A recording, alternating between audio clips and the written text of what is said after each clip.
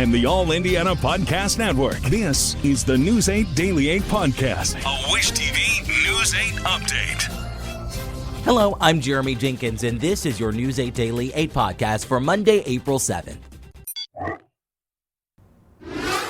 We begin with a flash flood watch that's in effect for Bartholomew County through tomorrow.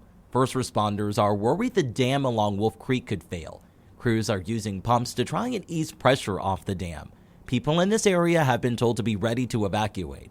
Bartholomew County Emergency Management says dozens of roads in the county remain closed. All county buildings are also shut down for today. Bartholomew County schools will have an e-learning day. Right now, 10 Indiana counties are still under a travel watch this morning because of flooded roads. That means only essential or emergency travel is recommended. On Indy's northwest side, 2 people are dead after a shooting near North Harding Street. It happened around 8 p.m. Authorities say when officers arrived, they found 3 people they described as males with gunshot wounds. Police did not give their ages. IMPD says 1 person died at the scene, another later died at a hospital. So far, there is no word on the 3rd victim's condition. Investigators on scene told us they believe a fight inside the home led to the gunfire. Also in Indianapolis, police say part of Southeastern Avenue right at Earhart and Sherman could be closed through the late afternoon hours as crews clean up a train derailment. The Indianapolis Fire Department says 6 train cars went off the tracks around 6:30 last night. IFD says cornstarch spilled from those cars, but they have confirmed it is not hazardous. CSX says it will bring in heavy equipment to clear the scene today. Protesters who gathered in Indianapolis and other cities over the weekend say they will continue to speak out against the policies of President Trump. Organizers say almost 5,000 people attended the Hands Off rally at the State House on Saturday. Hundreds of thousands were at around 1,400 similar rallies around the world.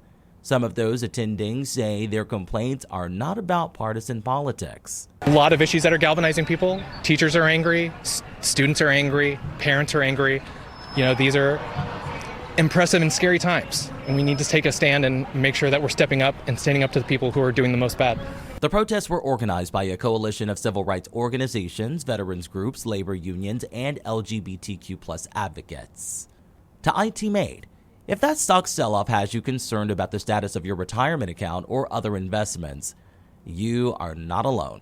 News 8's Kyla Russell reports.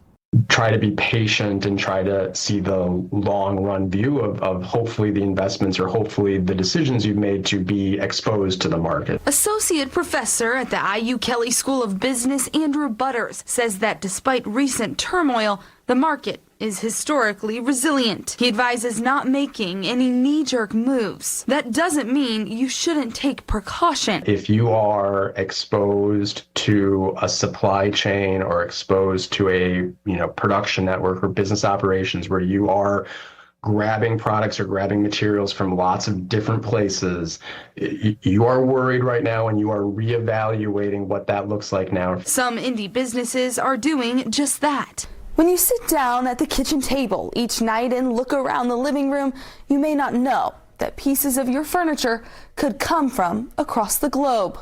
If we just take a couch, for instance, with the couch, there's going to be the fabric, there's going to be the framing, and then let alone if you have springs, any type of coiling, that type of stuff. Michael Bledsoe helps run Furniture for Less on the east side of Indy. He tells me each of those couch parts could be sourced from overseas and imported to the U.S. before they land in your living room. About 40% of furniture sold in America is made in other countries, and the top exporters of furniture to the U.S. are China and Vietnam. We locally source part of our products as well as we have stuff that's not only here inside of the U.S., outside of the U.S. as well. As a global trade war brews, experts say those foreign product prices could skyrocket and the furniture industry could take a hit. But they're not alone. Butters tells me he believes Indiana-based auto plants and supply chain factories could be most impacted. Especially given just the manufacturing and the trade-related industries that Indiana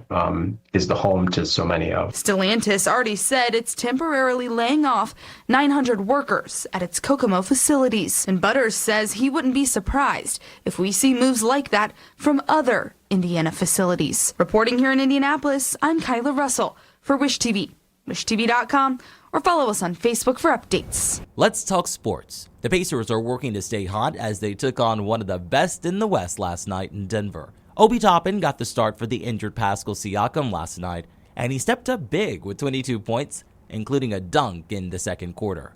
Miles Turner led the way with 24 as they pulled off a big road win over the Nuggets 125-120. The Pacers will be back in action tomorrow to host the Washington Wizards.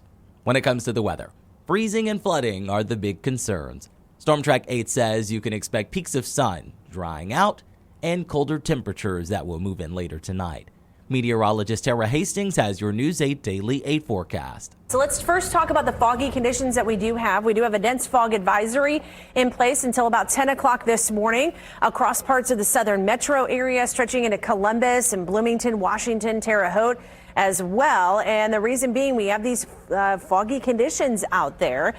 In Hamilton County, we look okay, maybe a little bit of cloud cover, but day breaking here. 32 degrees right now in Carmel. We're at 30 in Columbus. We've fallen to 28 in Richmond, and we're at 31 degrees right now in Lafayette. We've got plenty of flood warnings in place, including river flood warnings, but also flood warnings just in general for the high water that we have across much of the central and southern sections of the state. I don't think we're going to see any rain today. We are tracking a cold front that will sink farther southward. That will produce maybe a little bit more cloud cover into the afternoon and ramp our winds up as well. But I do think we're going to see some sunshine, at least for the first part of the day today. We'll get into the upper 40s at lunchtime, and then we're going to go with highs today into the mid 50s. Now, the winds do begin to switch out of the west and northwest at 10 to 15 miles per hour. They may gust at times near 20 and 25 miles per hour. Mid 50s expected across parts of central and southern Indiana, and then we'll stay into the 40s farther north. Later tonight, a freeze warning goes in place. We are talking about temperatures falling into the 20s statewide. We'll have much more on where our temperatures go from here in my 7-day forecast. To get a peek at Tara's full forecast, just head over to wishtv.com, or you can download the Wish TV Storm Track 8 app. And don't forget to check out our Storm Track 8 weather blocks. This has been your News 8 Daily 8 podcast for Monday, April 7th. I'm Jeremy Jenkins for Wish TV, wishtv.com, or follow us on Facebook for updates. This is the News 8 Daily 8 podcast, a Wish TV News 8 update on demand. For even more, on demand and on the go, connect with Wish TV on Facebook at wishtv.com and on the free Wish TV mobile app. Thank you for listening, and be sure to like, subscribe, and follow this podcast for updates every weekday morning on the All Indiana Podcast Network and wherever you get your podcast.